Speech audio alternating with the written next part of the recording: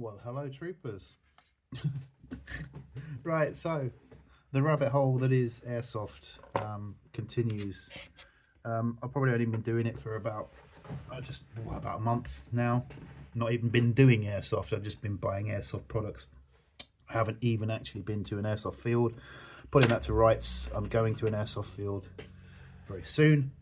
We'll see how that goes. But anyway, I bought myself the old AAP Shinobi. As you can see, it's in pieces at this moment in time. I have just installed a new trigger on it. Which trigger is it? It is this one. It is the TTI P0001RD G series tactical adjustable trigger in red, as you can see, in red. Yeah, it was okay. The video that I watched, I wasn't going to do a video on it because there's a billion of videos out there. The video that I watched wasn't particularly good, and there was some issues, but we got it working in the end. It works, as you can see, it kind of works really well. I've tried it.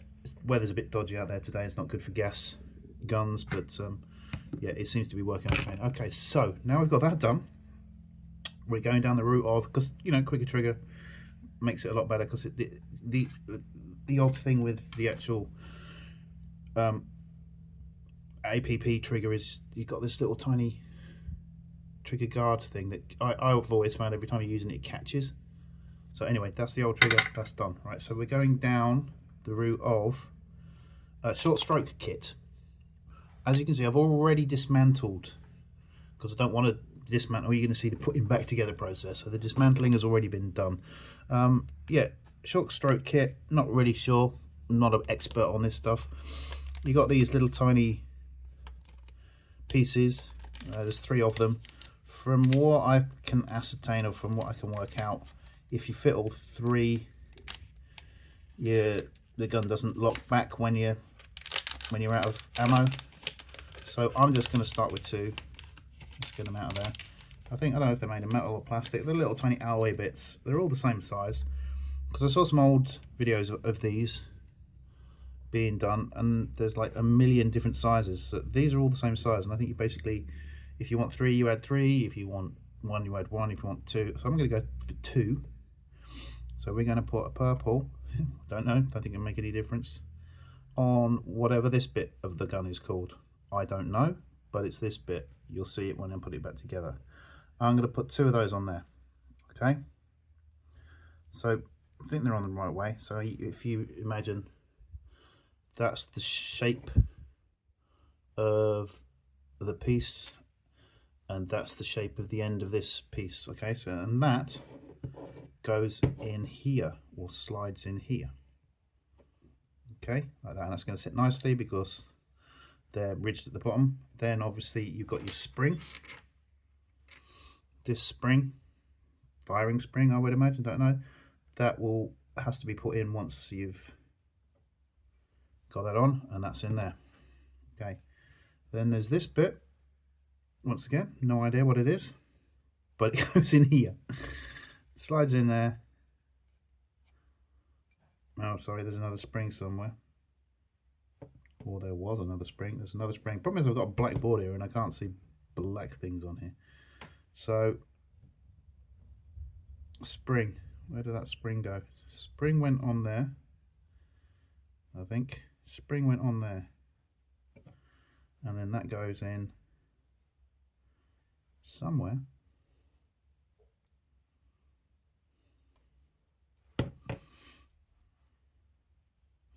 You see, this is the problem when you don't know what you're doing.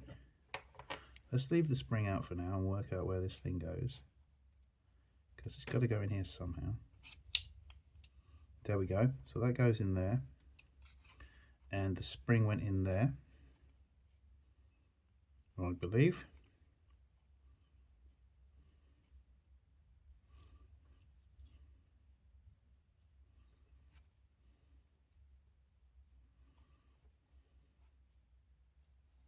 Spring goes in there like that. Then this bit, it kind of holds it all together.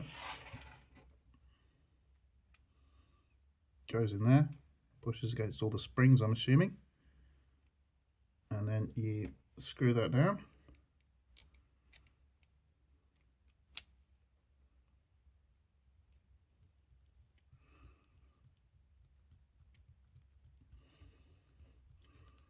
That's that side in.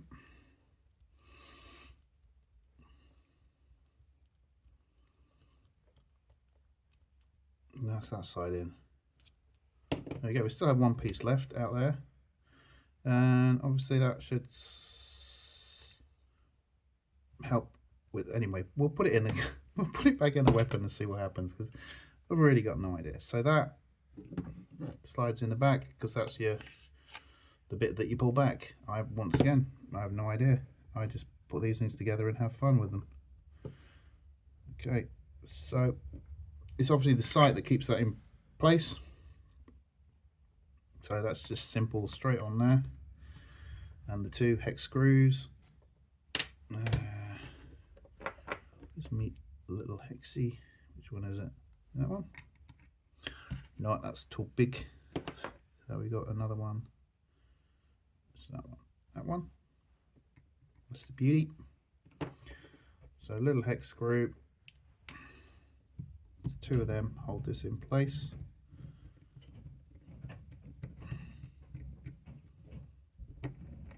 There we go. On there as well.